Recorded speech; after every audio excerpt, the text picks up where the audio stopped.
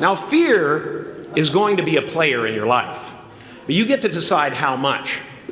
You can spend your whole life imagining ghosts, worrying about the pathway to the future, but all there will ever be is what's happening here, and the decisions we make in this moment, which are based in either love or fear.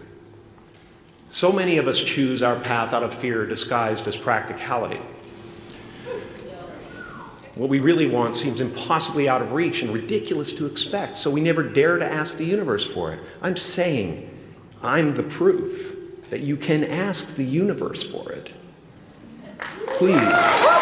My father could have been a great comedian, but he didn't believe that that was possible for him. And so he made a conservative choice. Instead, he got a safe job as an accountant. And when I was 12 years old, he was let go from that safe job. And our family had to do whatever we could to survive. I learned many great lessons from my father, not the least of which was that you can fail at what you don't want. So you might as well take a chance on doing what you love.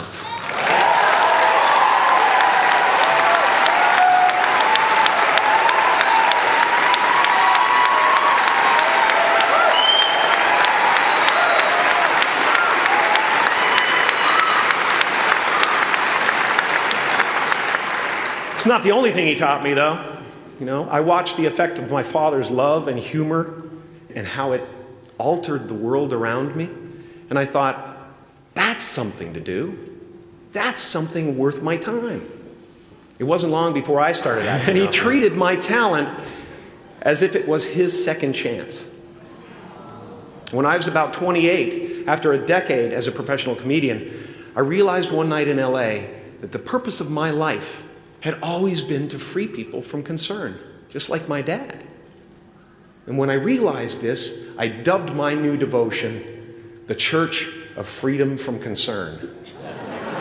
The Church of FFC.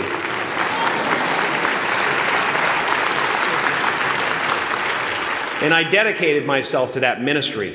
What's yours? How will you serve the world? What do they need that your talent can provide? That's all you have to figure out. As someone who's done what you're about to go and do, I can tell you from experience, the effect you have on others is the most valuable currency there is.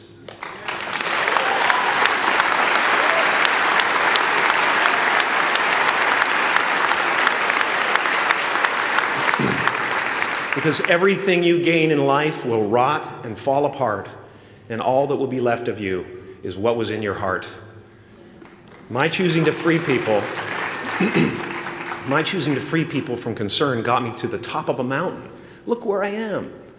Look what I get to do. Everywhere I go. I'm going to get emotional because when I tap into this, it really is extraordinary to me. I did something that made people present their best selves to me wherever I go.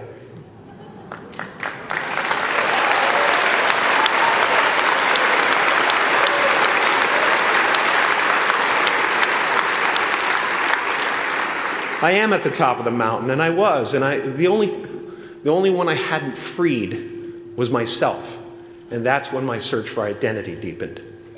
I wondered who I'd be without my fame. Who would I be if I said things that people didn't want to hear? Or if I defied their expectations of me?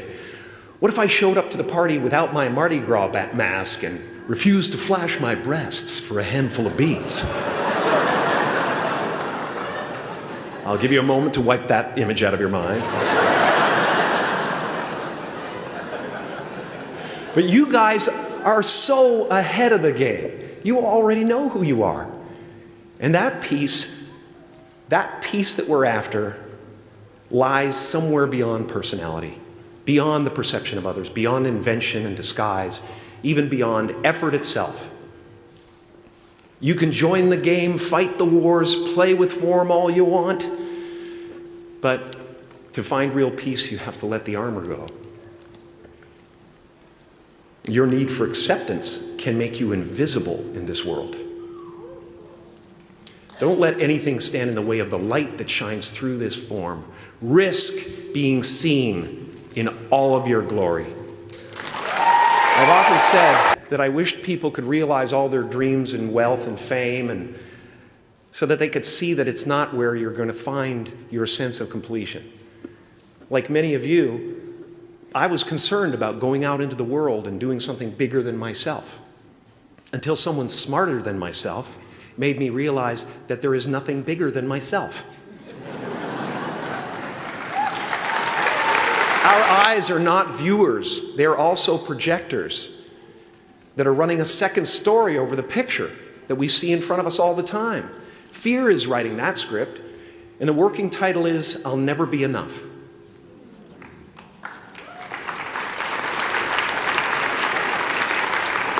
Now you're going to look at a person like me and say, how could we ever hope to reach those kind of heights, Jim? How can we make a painting that's too big for our home? How do you fly so high without a special breathing apparatus? This is the voice of the ego. And if you listen to it, there will always be someone who's doing better than you. No matter what you gain, ego will not let you rest. It will tell you that you cannot stop until you've left an indelible mark on the earth, until you've achieved immortality. How tricky is this ego that it would tempt us with the promise of something we already possess? As far as I can tell, it's just about letting the universe know what you want and working toward it while letting go of how it comes to pass.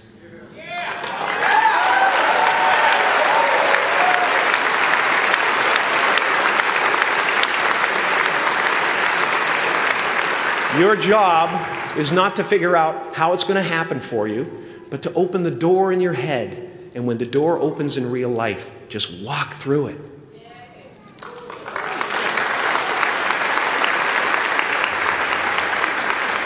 And don't worry if you miss your cue, because there's always doors opening. They keep opening.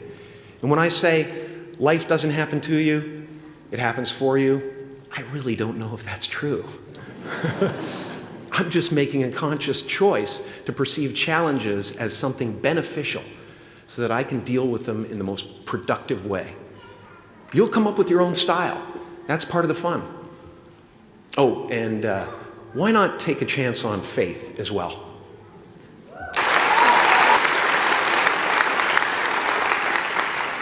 You are ready and able to do beautiful things in this world. And after you walk through those doors today, you will only ever have two choices, love or fear. Choose love, and don't ever let fear turn you against your playful heart. Thank you so much.